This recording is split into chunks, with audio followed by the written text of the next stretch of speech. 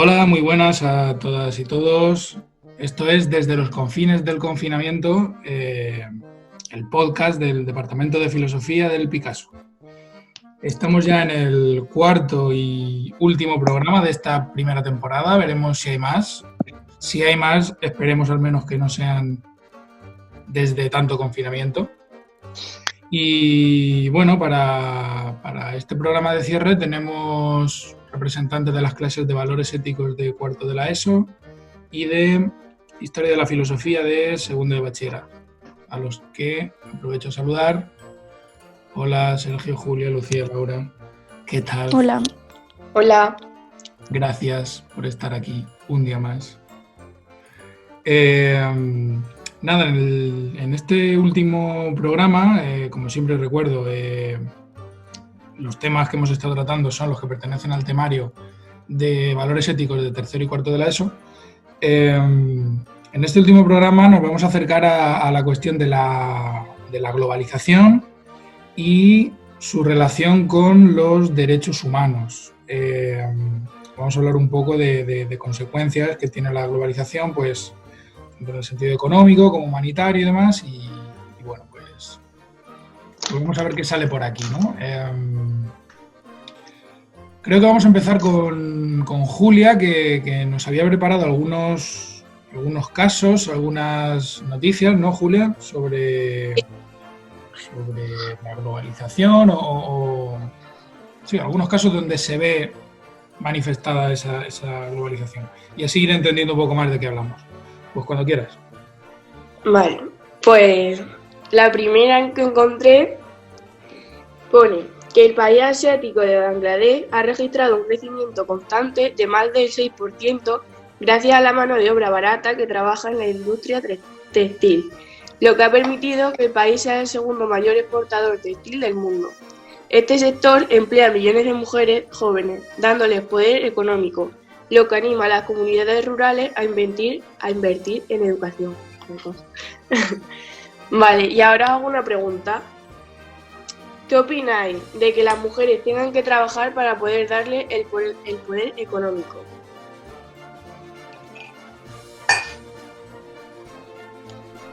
¿Quién quiere abrir un poco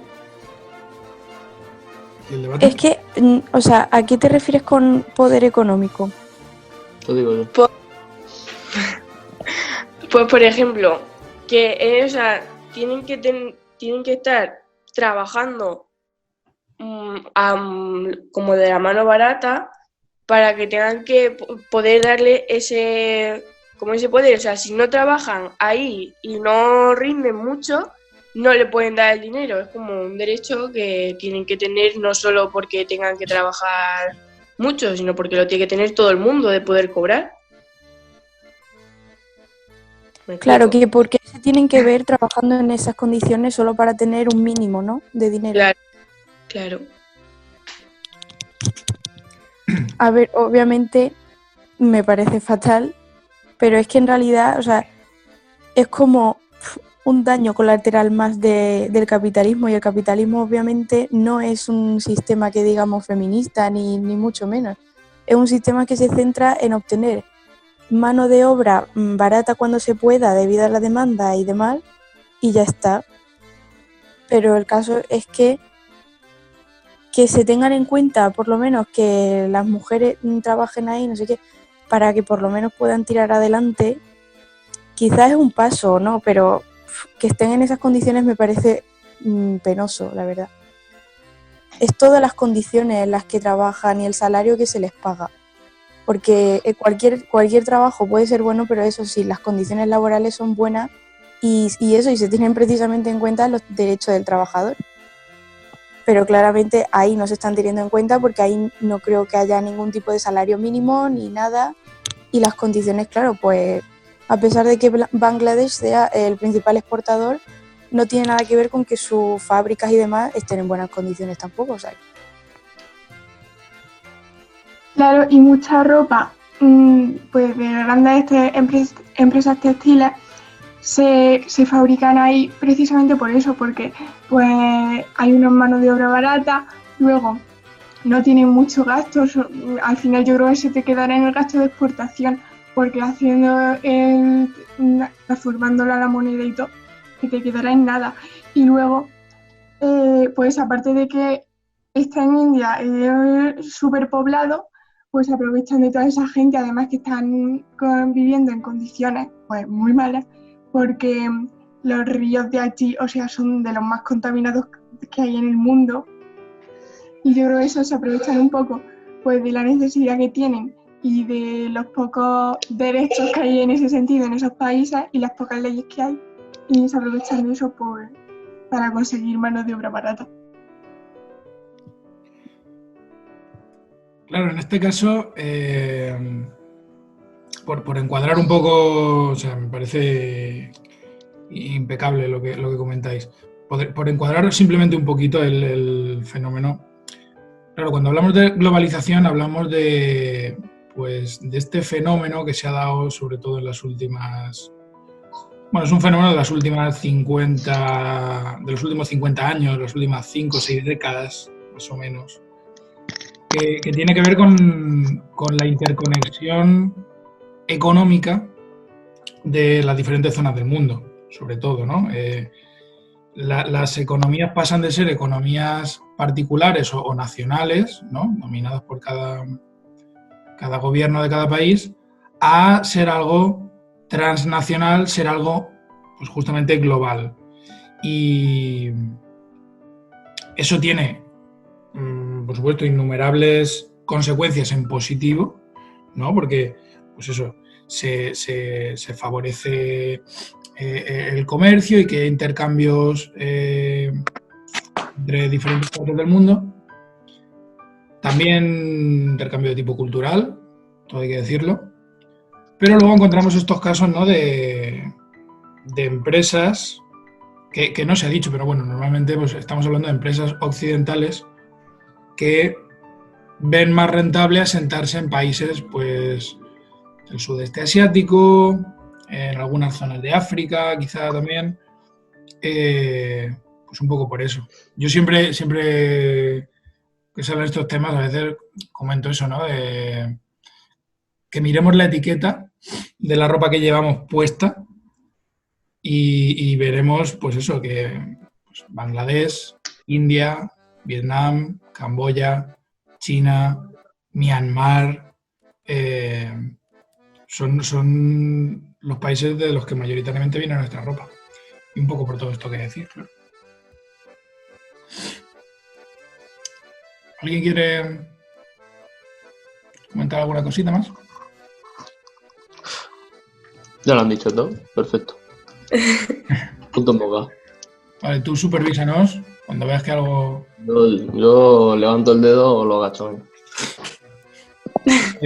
Vale, pues si quieres, Julia, coméntanos el siguiente asunto. Voy. Bueno, imaginemos a un granjero sin formación en Kenia, que tiene una granja desde la que comercializa, por ejemplo, cacao.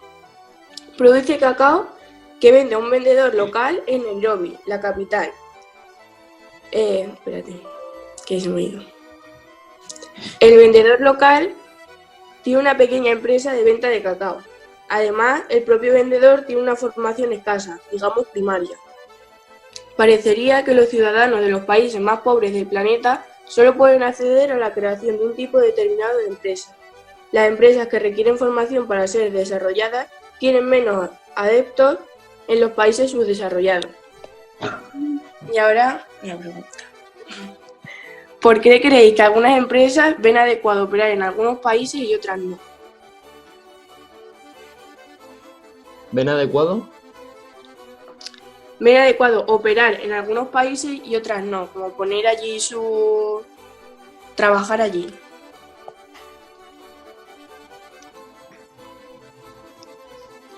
Hombre, porque si van a poner una empresa en un país en los que el trabajo se paga bien, pues no le va a salir rentable. Será mejor irse a un país subdesarrollado y pagarle 4 perras,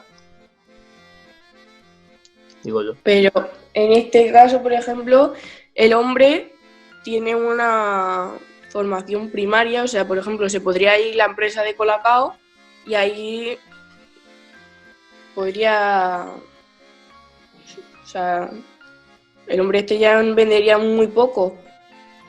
Serían ellos los únicos que podían allí fabricar. Claro, tú Por quieres ejemplo, decir... Bueno, dime. Sí. Que, por ejemplo, el hombre este, a lo mejor con la empresa esa tan pequeña, no sé, a lo mejor puede hacer 3 latas de Colacao al día. Pues la empresa puede hacer miles. Claro, tú quieres decir que cuando llega una empresa así con estos medios, que un poco lo que hace también es, claro, hacer una competencia con la que, valga la redundancia, no puede competir la gente del lugar. Claro. ¿Es a lo que te refieres?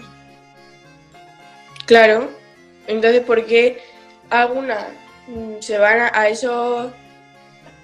Como algunos países, hay algunas, por ejemplo, en ese no hay una empresa grande. ¿Por qué creéis que, por ejemplo, Colacao no va a ese país a fabricar Colacao? Claro, pero igual sí a coger el cacao, ¿no?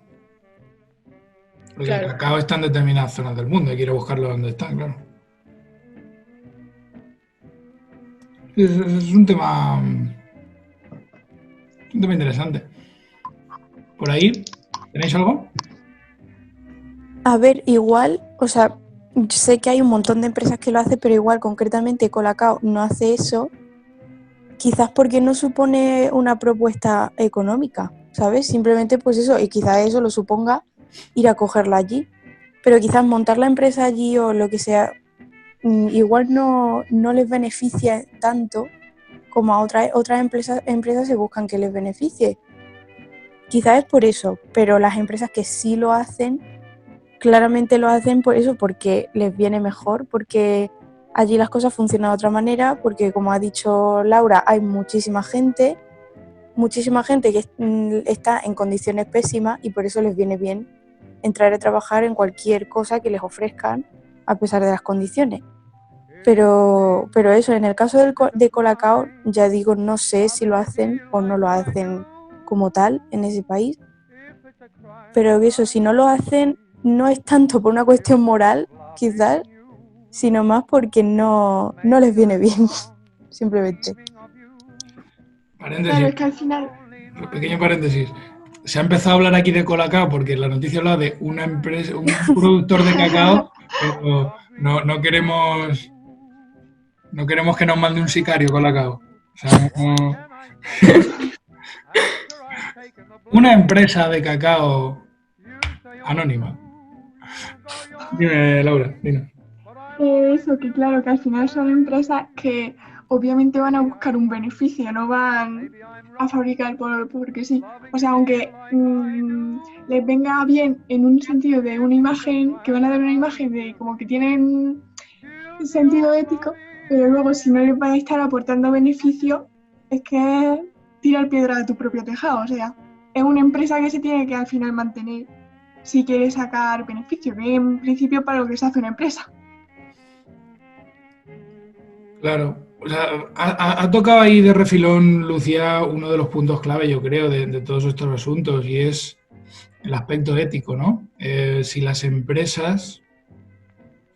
O sea, parece que hemos asumido que el objetivo de una empresa es hacer dinero y que todo está supeditado o condicionado por ese objetivo. Entonces, claro...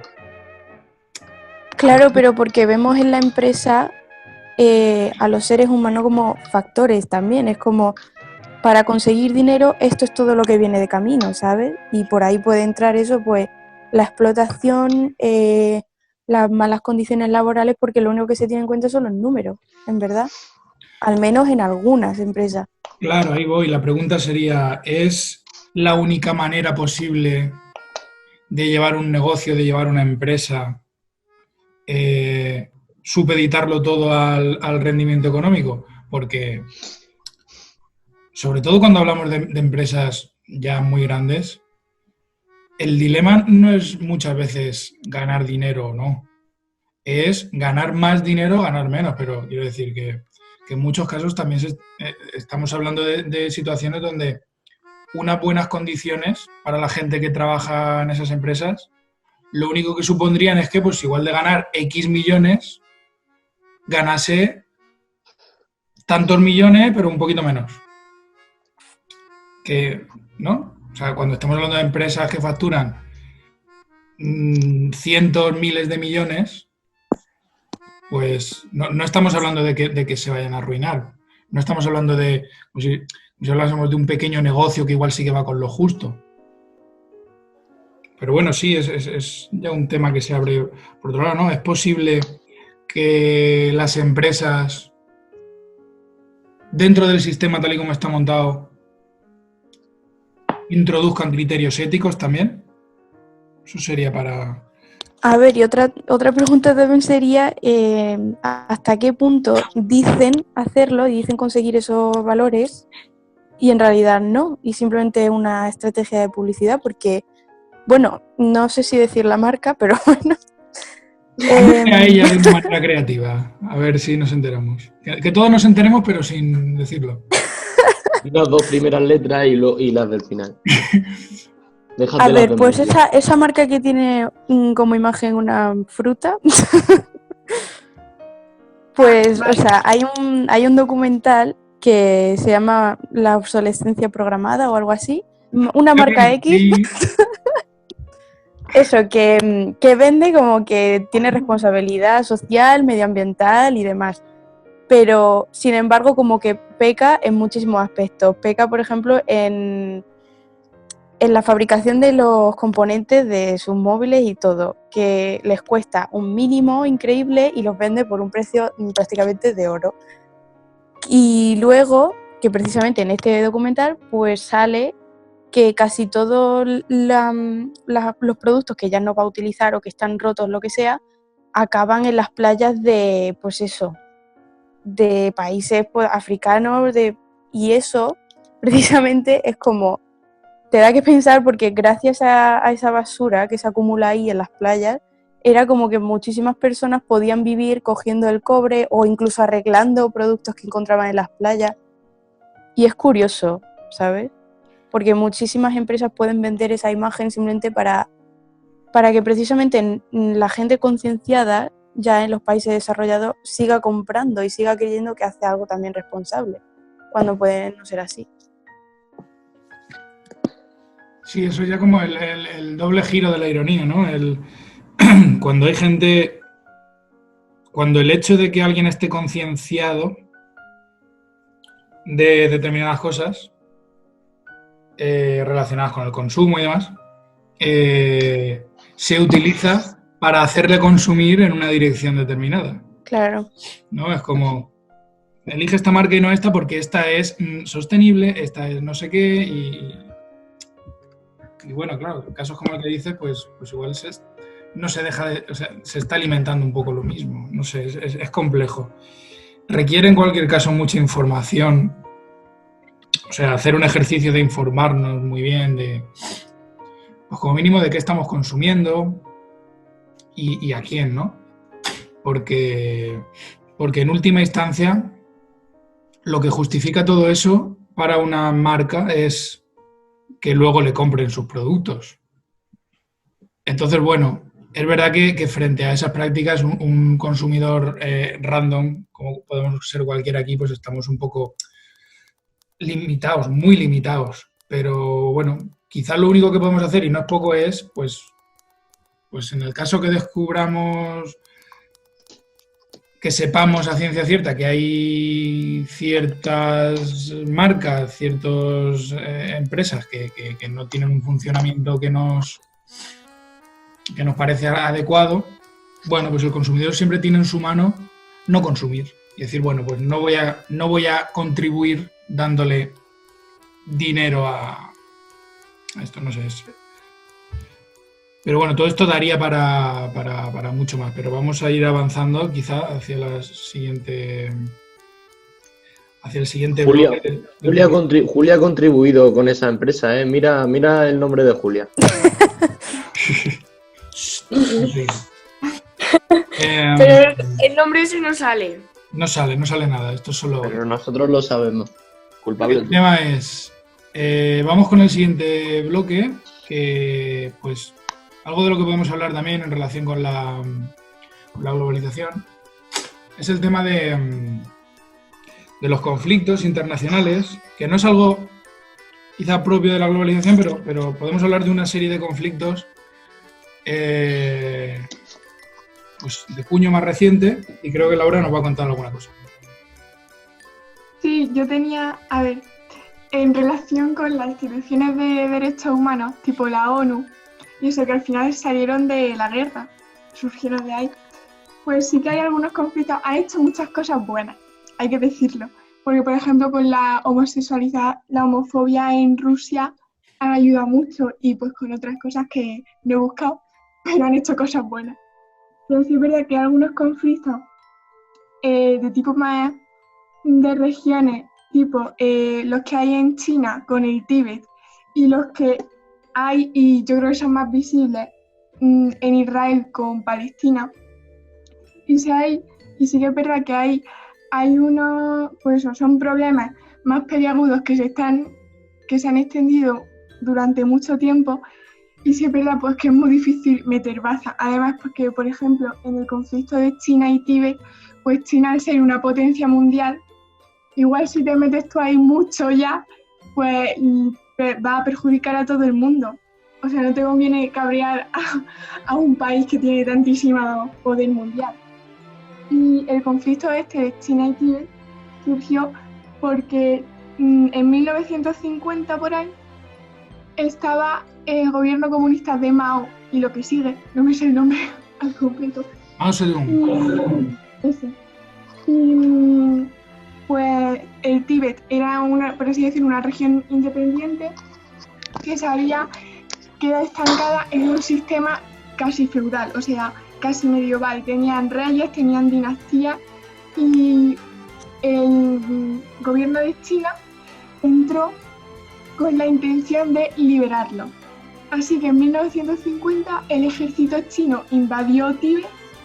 El Dalai Lama que había, que el máximo cargo de Tíbet, como el que administra el territorio, tuvo que ser exiliado. O sea, el Tíbet, para quien no lo sepa, está a las orillas del Himalaya y el Dalai Lama se cruzó el Himalaya hasta llegar a India. Y en 1951, o sea, un año después de que invadiesen el Tíbet, los líderes tibetanos, o sea, el Dalai Lama, fueron obligados a firmar un tratado que ponía el Tíbet bajo administración china. Y pues toda eso fue como la raíz que levantó una revolución popular que tuvo consecuencias de 90.000 muertos. Y luego, pasada una década, sobre 1966, surgió la Revolución Cultural China, que volvieron a invadir Tíbet y quemaron un montón de monasterios budistas. O sea, se quemaron como más de 100.000 monasterios budistas. Y eso se ha ido extendiendo hasta nuestros días. En 2005 entrevistaron al Dalai Lama y él dijo que sí, que aceptaba que Tíbet era parte de China, porque actualmente el Tíbet, tú si lo buscas en Google, te sale que es una región autónoma de China, como una autonomía en España, vamos, lo que sería aquí en España. Y en 2011, eso ya fue un poco como que se les desprestigió totalmente al líder político tibetano, fue que pusieron a un jurista licenciado en Harvard sustituyendo al Dalai Lama. O sea, pusieron a un jurista como líder político de aquí. Y sobre cuando se estaban desarrollando estas revoluciones, en los años 60 por ahí, la ONU sí que es verdad que aprobó 2 resoluciones a favor de la autodeterminación del Tíbet. En plan, que ellos podían elegir si estar a favor o en contra de pertenecer a China. Pero el gobierno chino pues se ha ido negando así poco a poco y en 2018-2017 por ahí un departamento de información y de relaciones internacionales renovó a la ONU para que fortaleciese la defensa de los derechos humanos en Tíbet. Pero la cosa se está quedando ahí, un poco en el aire, y básicamente le está beneficiando mucho a China en el sentido de que está potenciando mucho el turismo, porque al ser una región que está ahí a los pies del Himalaya, pues pero aún así, aunque se potencie el turismo, es casi únicamente nacional, porque en internacional tienes que ir con un montón de visados, con un montón de permisos especiales, te tiene que acompañar un guía. China prohíbe llevar fotos impresas del Dalai Lama. Luego al entrar en la región autónoma no te sellan nada, de forma que no consta en ningún papel que tú has estado allí. Así es un poco, pues que sí, que la ONU ha hecho lo que ha podido, pero está ahí un poco en el aire. Claro, tú nos planteas, por encuadrarlo y tal, en el contexto, pues eso, de un mundo globalizado, el papel que en algunos casos desempeñan estas organizaciones o estas instituciones, pues como sería la ONU como máximo representante, de defensa o preservación de los derechos humanos, ¿no? Claro. Vale. A ver, pues yo quería decir que obviamente tanto en este o en muchos casos hay veces que parece que por un móvil político o económico los derechos humanos se ven como supeditados a eso. Vemos los derechos humanos como dentro de eso y que se deben adecuar a eso. Y es como, parece que hay unos límites, ¿sabes?, de estas instituciones, los que supuestamente no pueden hacer nada o por evitar un mal mayor no hacen nada o quién sabe, pero es curioso cómo a nivel político y económico vemos que los derechos humanos simplemente ahí son como algo que se puede estirar y, ¿sabes?, y modificar cuando se sabe que se puede, simplemente. Y yo creo que deberíamos al revés, o sea, ver los derechos humanos como la base donde se debería construir cualquier sistema económico y político. Pero claro, eso ya exige de una conciencia más global y claramente en estos casos la conciencia no tiene en vista respetar los derechos humanos y por supuesto del Tíbet, que encima cae en la marginación por la situación geográfica que tiene y por las políticas que ha tenido hasta ahora y claro, es como que hasta ahí llegan los límites de algunas instituciones y en verdad entonces los derechos humanos como que no quedan garantizados hasta que el sistema económico o político como tal no los reconozca. Es curioso. Sí, ¿no? Es como que encontramos esa limitación. Claro, porque la ONU no es lo mismo que un organismo de gobierno de países. Claro. Claro, no.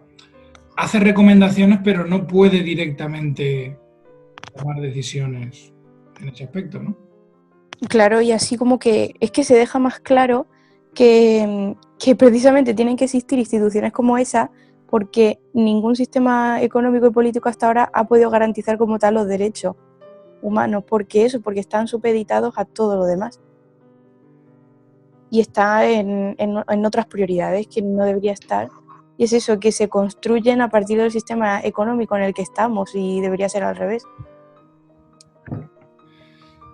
Sí, vale. Entonces, ¿qué más, Laura? ¿Qué más tienes? Había buscado también en relación con otro conflicto así de regiones el tema de Palestina e Israel. Que, bueno, Palestina, su mayor población es musulmana y Israel pues es judía. Entonces, o sea, sí es verdad que no está muy claro qué territorio es de qué región porque Palestina pertenecía al Imperio Otomano, que se disolvió en la Primera Guerra Mundial. Entonces pues se quedó ahí en el aire y la cogieron en Reino Unido. Creo que Reino Unido pidió permiso así para cogerla a unas ligas nacionales o algo así. Que sería lo más parecido que había a la ONU en ese año. Y Reino Unido empezó a administrar Palestina. Lo que pasa es que las promesas que le hicieron a la región se quedaron un poco a medio camino. Y tras la Segunda Guerra Mundial, con el Holocausto y todo ese lío que hubo de judía, se hizo mucha presión por establecer un Estado judío. Así que en mayo de 1948 se fundó Israel. Los palestinos fueron expulsados por los judíos y en 1967 empezó una guerra que se llamaba la Guerra de los 6 días, donde Israel ganó muchísimo territorio, cogió la Franja de Gaza, Jerusalén Oriental, Cisjordania, Jordania, Siria, Sinaí, parte de Egipto. Y en 1973 empezó la Guerra de Yom Kippur. Esa a mí por lo menos me sonaba un poco de haberla tocado en primero bachiller, pero así muy por encima. Y ahí Egipto recuperó territorios que eran un poco los que pertenecían a Sinaí y por ahí, y firmó la paz con Israel. Que luego creo que de ciudades que han firmado la paz con Israel solo ha sido Egipto y después lo hizo Jordania, creo. Y en 2012, bueno, eso es una guerra que se ha ido extendiendo, o sea, actualmente yo creo que sigue habiendo bombardeos por ahí. En 2012 ONU reconoció a Palestina como Estado observador no miembro. O sea, eso lo que hizo básicamente fue que permitió a los palestinos participar en los debates de la Asamblea General que hace la ONU. Así que el 70% de miembros de la Asamblea reconocen a Palestina como Estado. Pero luego, al final, Estados Unidos comercia mucho con Israel, sobre todo son aliados militares. Pues Estados Unidos compra, Israel compra y Estados Unidos vende. Y creo que hubo una entrevista por ahí de Barack Obama donde decían que sí, que él estaba a favor de que Palestina reconociese su Estado, no sé qué, pero al final se quedó un poco como en un aplauso, ¿sabes? Porque al final son alianzas militares, les viene bien económicamente y eso. Pero el tema más complicado, sobre todo para ver, porque al final pues dices, pues mira, de parte del territorio, ¿sabes? Uno es para judíos y otro es para musulmanes, pero es que está ahí Jerusalén. Y Jerusalén es tierra sagrada para musulmanes, para judíos y para católicos. Claro. Con lo cual, pues hay también muchísimo turismo de que viene de Occidente y de otros países para ver pues la ciudad. Así que pues hay bombardeos de el reviento esta sinagoga porque debajo hay una mezquita. Luego hay días de rezos que son comunes, creo que son los viernes o los sábados por ahí. Y pues la ciudad se pone bastante tipo que hay bombardeos y disparos y cosas así. Y es un poco difícil. O sea, yo creo que lo más fácil es que se digan que se volviesen ateos y punto, porque si no... Claro, es un conflicto, es uno de los principales conflictos de la segunda mitad del siglo XX, seguro, el de Israel y Palestina, porque, bueno, por un lado, por todo lo que, como tú dices, el tiempo que está durando, ¿no? Y luego que reúne una serie de características, pues eso, tiene el factor religioso, tiene el factor político, tiene el factor económico que a veces se olvida, tú lo has destacado bien. Y claro, ¿cuál es la reflexión que nos propones con esto? Es un poco que al ser un conflicto pues o que ampara tanto ámbito como económico, como religioso, como político, como militar, hay pues es muy difícil meter baza porque es que, o sea, lo que haga, tanto si es mínimo, puede cabrear a muchas regiones distintas. Además, como implica también a otros países de Occidente como Estados Unidos, pues al final, por ejemplo, si la ONU acaba por reconocer a Palestina, las relaciones que tiene Estados Unidos con Israel y con el tráfico de armas y todo, la alianza militar esa, ¿dónde se queda? Te estás metiendo al final también con Estados Unidos, potencia mundial como China. Entonces, pues... Claro. Muchos pleitos. Las limitaciones de la ONU parecen todavía mayores cuando hay de por medio una potencia mundial, ¿no? O se hacen más evidentes cuando hay un país con realmente mucho poder y ahí se ve un poco hasta dónde llega la ONU, ¿no? Si queréis, mira, os pregunto, ¿qué pensáis? ¿Cómo tendría que ser o cómo tendría que conformarse un tipo de organismo como la ONU, ¿no? Como la Organización de Naciones Unidas? ¿Qué características tendría que tener para que fuese realmente efectivo? O sea, ¿qué competencias tendría que tener? ¿Qué podría y qué no podría hacer para, pues eso, para que su papel no tuviese las limitaciones que tiene ahora y realmente pudiese, pues eso, velar por esos derechos humanos y ser más efectiva solucionando conflictos? A ver, en mi opinión, debería ser un organismo que se saliese un poco del sistema como tal. Porque claro, si va a velar realmente por cada uno de los derechos de todas las personas del mundo, pues es como cada país tiene un sistema, cada país se organiza por unos valores y si de verdad va a estar dispuesto a intervenir en cada caso, sabiendo que va a haber consecuencias y demás, debería ser algo que esté incluso por encima de eso y es muy difícil, ¿sabes? Pero quiero decir, eso como que recalca aún más que los derechos están por debajo, justamente, que la organización política o económica que se lleve. Que incluso la política como tal debería garantizarlo, independientemente de que haya organizaciones aparte como la ONU o se organice por el sistema económico que se organice. O sea, debería ser eso, algo que esté como por encima o algo supuestamente objetivo, ¿sabes? Como que lo garantice. Claro, ¿y cómo llegar a algo así? ¿Quién lo...? Claro. ¿Eso se ocurre? ¿Los demás? ¿Tenéis algo? Igual es que tenía que estar todo un poco más unificado, porque es que es verdad que los derechos de unos ciudadanos dependen de la política de la ciudad a la que pertenezcan. O sea, se ve en Estados Unidos, por ejemplo, que cada estado tiene unas leyes distintas que amparan unos derechos distintos de otro estado. Así que igual la cuestión es que tenía que estar todo un poco más unificado y tener todos los ciudadanos del mundo o unos derechos que se acordasen en una asamblea donde participase gente de todos los países.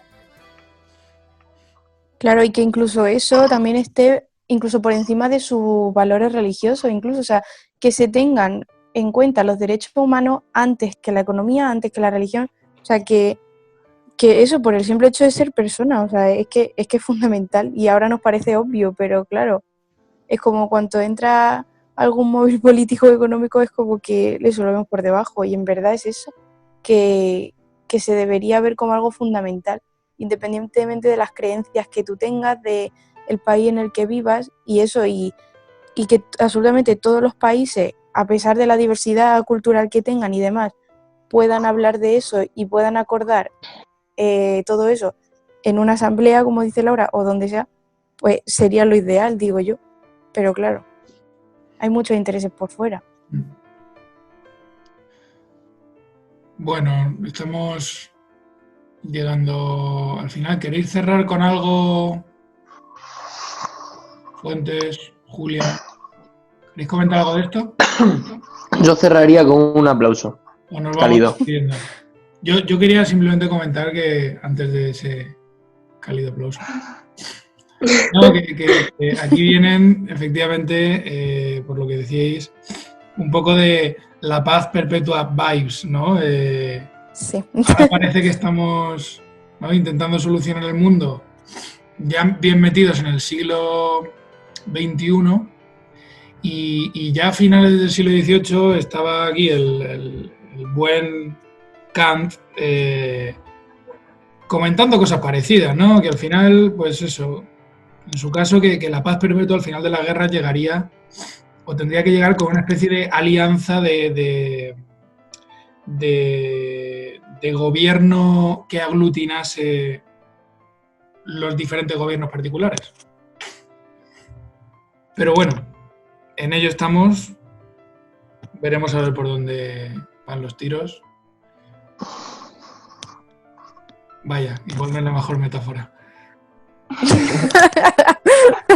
Fuentes, sácame de esta. Con el cálido aplauso, ¿no? Sí, danos el tono. Ha sido un buen programa, chicos. Nos despedimos. Perfecto. Bueno, pues hasta aquí ha llegado la primera temporada de Desde los confines del confinamiento. cada vez con menos confinamiento, cada vez más desde los confines, porque de algún modo, al ponernos a pensar, llegamos a los confines de nuestra propia mente. ¿Qué Te has parece? puesto en el papel de lo que eres, ¿eh? Eso estaba ensayado, a mí no me engañas. No, todo improvisado, todo al momento. Todo frito. Sí, sí, Ahora sí. tienes que poner abajo del vídeo, Tobe, continúe. Free real.